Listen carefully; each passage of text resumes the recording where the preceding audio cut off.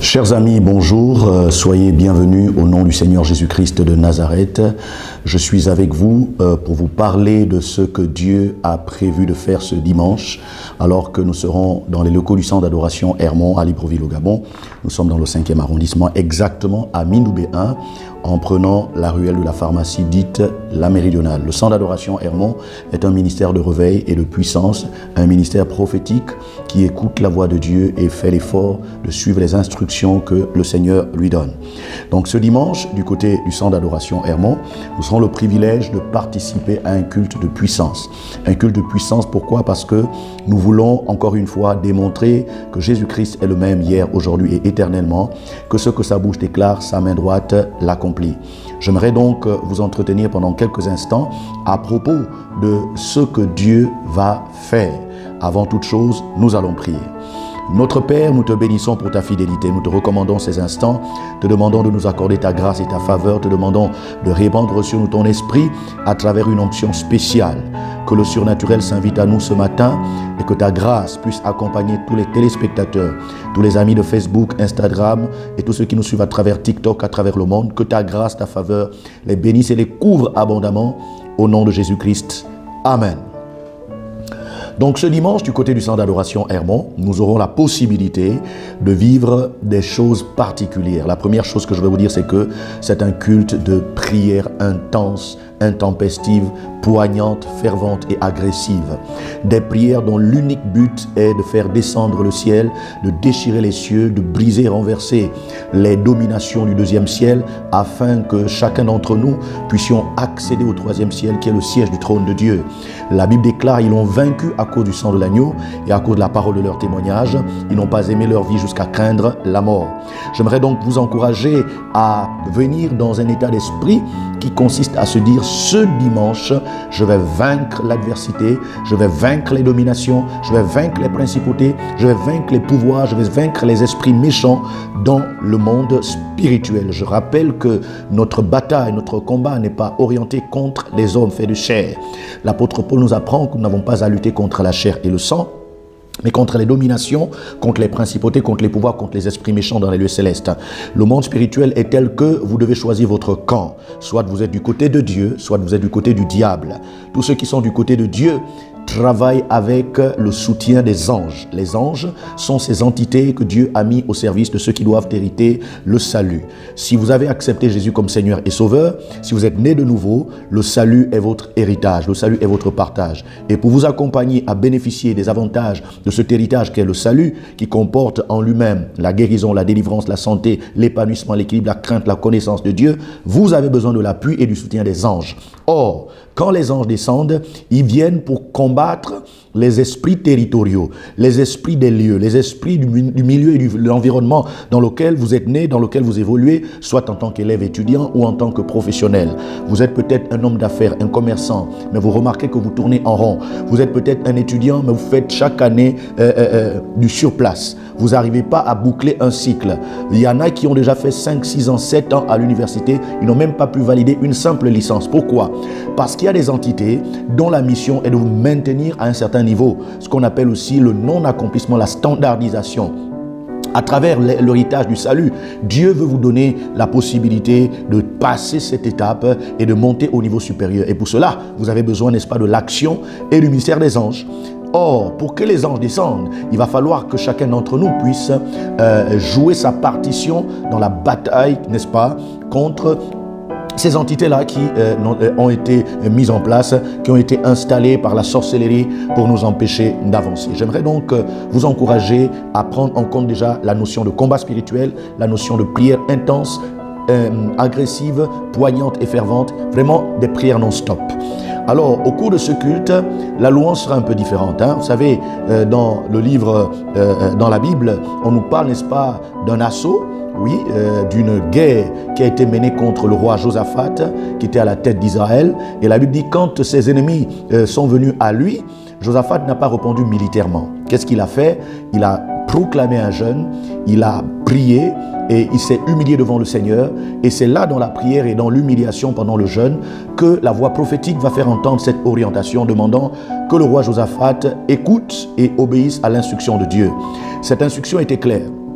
nomme des chantres et des musiciens, place-les à tel endroit et ensuite qu'ils louent le Seigneur avec le peuple, d'un commun accord avec les musiciens, et Dieu lui-même combattra, parce que cette bataille n'était pas leur bataille, c'était la bataille de Dieu. J'aimerais dire que en ce moment, il y a plusieurs choses qui vous dépassent, il y a plusieurs choses qui vous donnent le vertige et qui vous donnent même des maux de tête, parce qu'en fait, quand vous essayez d'analyser, vous ne comprenez pas, mais d'où vient le problème?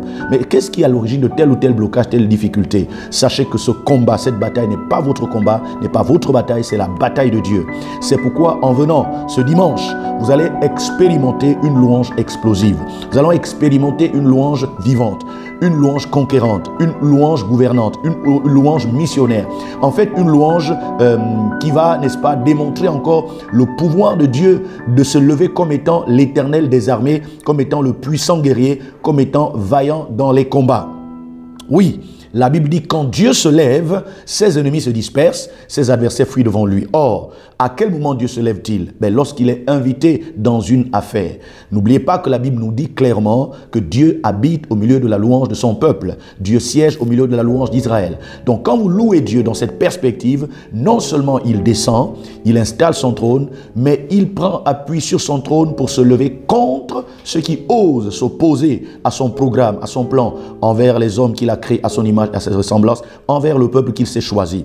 J'aimerais donc que nous puissions venir ce dimanche avec le désir de louer Dieu dans la dimension de combat, dans la dimension de guerre, dans la dimension, mais vraiment de récupération de notre territoire, de ce que Dieu nous a donné. Chers amis, le monde est ce qu'il est, mais n'oubliez pas qu'au-delà des réalités physiques que nous pouvons palper, toucher, il y a une dimension spirituelle qui commande, qui prend autorité et qui donc influence les choix, les décisions, les actions sur la terre.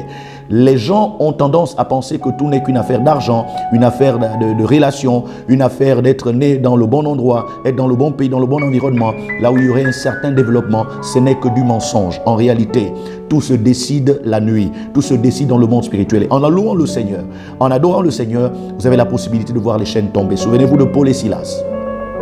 La Bible dit que Paul et Silas avaient été enfermés injustement dans une prison après avoir prêché l'évangile, et pendant qu'ils étaient là en prison, au milieu de la nuit, au lieu de pleurer, de se lamenter à cause de la prison et des chaînes, la Bible dit qu'ils se sont mis à louer le Seigneur et tous les prisonniers les entendaient.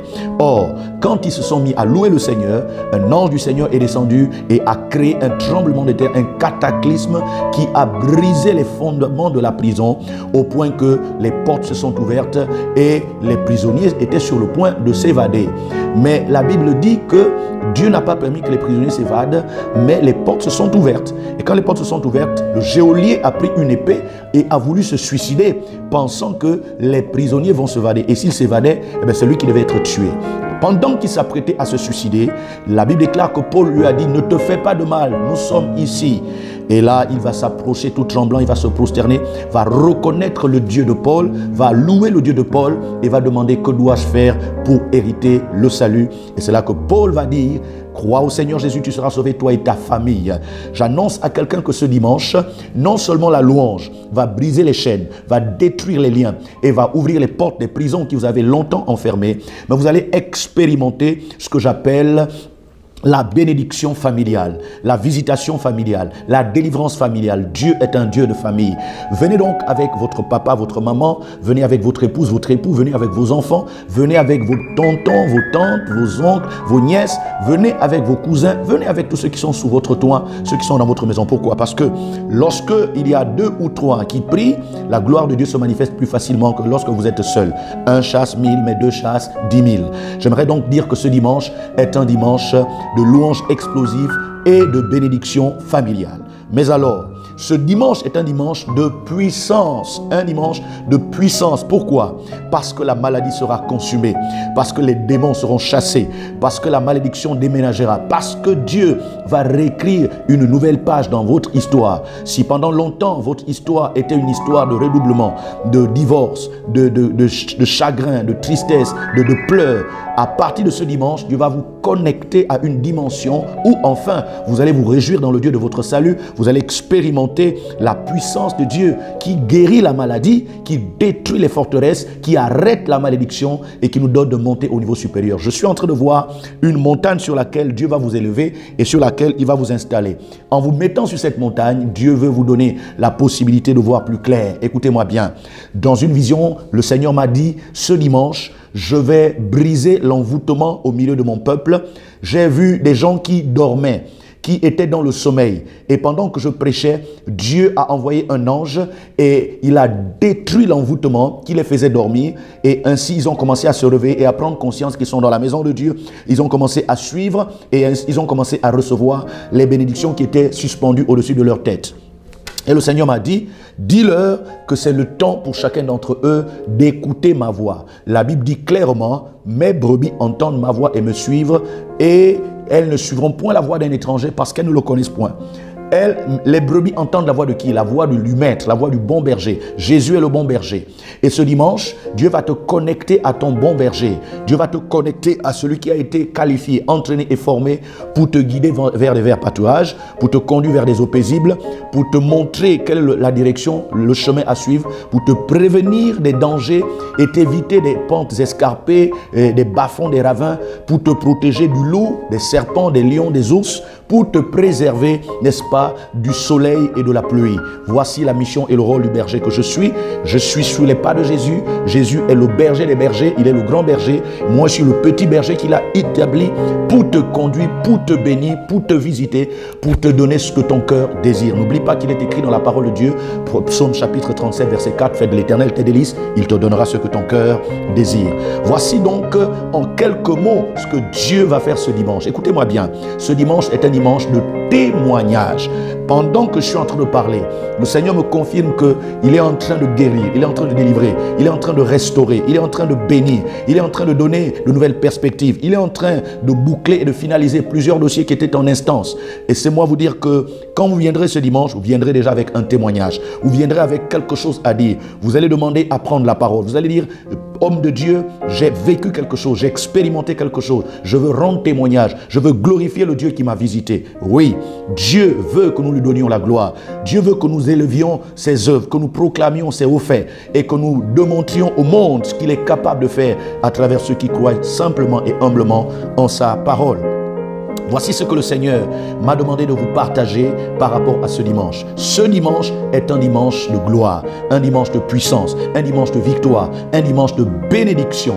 Ne laissez pas qu'on vous raconte cette histoire. N'attendez pas qu'on vous dise voici ce qui s'est passé. Soyez les témoins authentiques et personnels de ceux-là qui ont expérimenté la réalité de la puissance de la prière, de la puissance de la louange, de la puissance de la parole, de la puissance de la guérison, de la restauration, de la délivrance. En fait, la descente de Dieu sera effective dans la vie de toutes celles et de ceux-là qui accepteront de croire ce message et cette interpellation.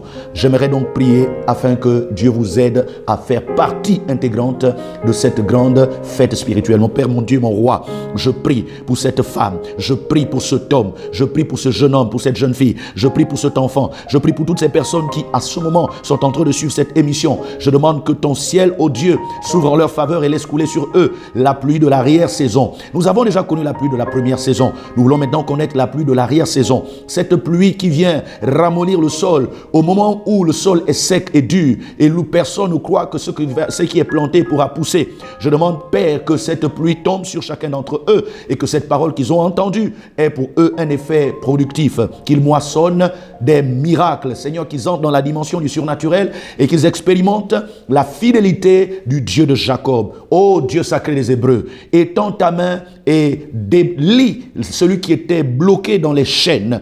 Ouvre, Seigneur, les oreilles sourdes. Seigneur, délie la langue muette. Seigneur, ouvre l'œil aveugle. Seigneur, fais marcher le boiteux, le paralytique.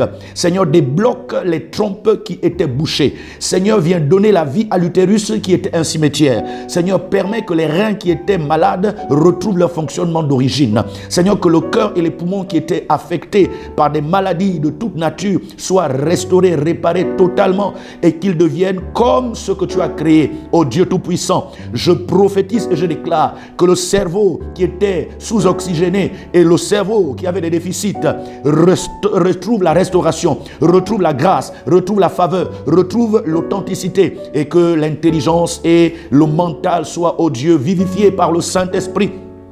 Je prophétise que les ossements desséchés soient guéris. Je prophétise que les muscles soient, ô Dieu, développés. Je viens recouvrir leur corps avec une peau nouvelle. Je viens donner l'esprit. Je souffle un vent nouveau. Je les fais réveiller. Je les fais mettre sur pied. Et je les mets en ordre de bataille, telle l'armée de l'Éternel. Seigneur, qu'ils soient associés à cette foule immense de toute nation, de toute tribu et de toute langue qui, à travers les continents, loue, adore et célèbre celui qui vit à jamais, le Dieu sacré des Hébreux, Jésus-Christ de Nazareth. Je bénis leurs enfants, je bénis leurs maisons, je bénis leurs activités, leurs entreprises, leurs commerces, je bénis leur carrière, je bénis ceux qui vont entreprendre aujourd'hui, demain, après-demain. Seigneur, que tout au long de ces jours qui nous séparent de dimanche, qu'ils expérimentent la gloire de celui qui est ressuscité. Je le décrète et je leur donne au nom de Jésus-Christ de Nazareth. Amen. Merci à toutes et à tous de nous avoir suivis. Merci de nous avoir accordé votre attention. Sachez que ce dimanche, c'est votre jour, c'est votre dimanche. Shalom et que Dieu vous bénisse.